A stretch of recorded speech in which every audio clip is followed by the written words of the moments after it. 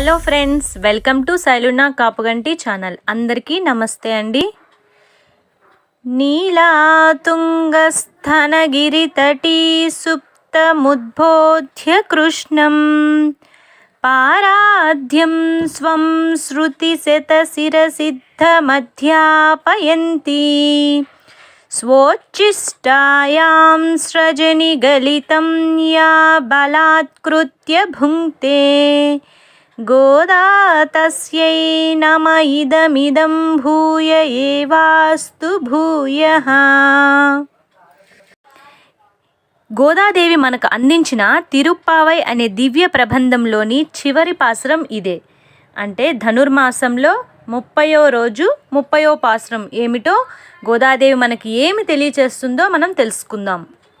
వంగ கடல் கடைந்த மாதவனை கேசவனை திங்கள் திருமுகத்துச் சேயிலையார் சென்றிரைஞ்சி அங்கப்பறை கொண்ட வார்த்தை அணி புதுவை பைங்கமலத்தண்டெரியல் பட்டர்பிரான் கோதை சொன்னா செங்கத்தமிழ் மாலை 30 தப்பாமே இங்கு இப்பருசுரைப்பார் ஈரிரண்டு மால்வரை தோல் செங்கன் திருமுகத்து செல்வத் திருமாலால் எங்கும் திருவலுல் பெத்து இம்புருவர் ఎంబావాయ్.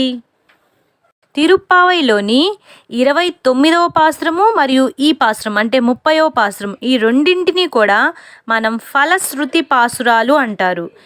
దీన్ని శాత్తుమరై పాసురాలని కూడా అంటారండి. ఈ పాసురాలను స్వామికి వింజామరారిని విసిరేటప్పుడు వీటిని ఆలపిస్తారు. గోదాదేవి మరియు గోపికలతో స్వామి మీకేమి కావాలో అడగండి అని అడగగా వారు ఎన్నో కోరికలు అడిగి చివరికి మాకు ఏమీ వద్దు స్వామి, మాకు కావలసినదల్లా 7 జన్మల వరకు ఆత్మ ఉన్నంత వరకు కూడా నీతోనే సకల విధమైన బంధుత్వం కలిగేలా నీ సేవ చేసుకునే భాగ్యమే మాకు కావాలి అని కోరారు. దానికి స్వామి ఎంతో సంతోషించి వారు అడిగినటువంటి పరై అను పరమపదాన్ని వారికి ఇచ్చారు మన స్వామి. ఆ స్వామి వారి యొక్క భక్తికి ప్రేమకు దాసోహమయ్యారు. అందుకే వారందరికీ కూడా మోక్షాన్ని ఇచ్చాడు. స్వామి యొక్క అనుగ్రహం వీరందరికీ కూడా దక్కింది. స్వామి యొక్క గొప్పతనం గురించి వీరందరూ ఈ విధంగా అంటున్నారట. క్షీరసాగర మదనం జరిగినప్పుడు అందులో నుంచి పుట్టిన లక్ష్మీదేవి నీ ధరించుటచే మాధవుడయ్యావయ్యా. సుందరములైన శిరోజములతో బ్రహ్మరుద్రాదుల గూడ ధరించుట వల్ల కేశవుడైనావు స్వామి. నీవు ఈ విధంగా మాధవ, కేశవ, మధుసూదన అని అంటూ స్వామిని కీర్తిస్తూ స్వామి యొక్క గొప్పతనం గురించి పొగుడుతూ కీర్తిస్తూ వీరందరూ ఎంతో మహదానందంతో ఉన్నారు. ఎందుకంటే వీరు ఇంతవరకు కష్టపడి వారు స్వామి కోసము వేచి ఉండి స్వామి యొక్క అనుగ్రహం కోసము ఉన్న వీరందరికీ యొక్క ఆ వ్రత ఫలం దక్కింది కాబట్టి వాళ్ళెంతో సంతోషంగా ఉన్నారంటే వాళ్ళ ముఖ వచ్చస్సు ఎలా ఉందంటే చంద్రబింబం వలె అందంగా ప్రకాశిస్తుందంట ఈ గోపికలందరి యొక్క ముఖ వచ్చస్సు. ఇక ఒకప్పుడు గోపికలంతా కృష్ణుని పొందుటకు కాత్యాయని వ్రతాన్ని చేశారు. అది ఒకే ఒక్క రోజు చేశారు వారు. కానీ వీరు 30 రోజులు కూడా కేవలం ఈ పాసురాలను చదువుతూ ఈ పాసురాలను స్వామికి అర్పించి వీరందరూ కూడా స్వామి యొక్క అనుగ్రహాన్ని పొందారు. మన ఆండాల్ తల్లి స్వామినే పతిగా పొందాలనుకుంది. అందుకే ఆ రంగనాథుణ్ణి పతిగా పొందుటకు ఈ వ్రతాన్ని ఎంతో భక్తితో నిష్ఠతో ఆచరించి తనతో పాటు తన స్నేహితులతో కూడా ఈ వ్రతాన్ని చేయించింది. భక్తితో పూమాలలను పామాలలను కూడా స్వామికి సమర్పించింది.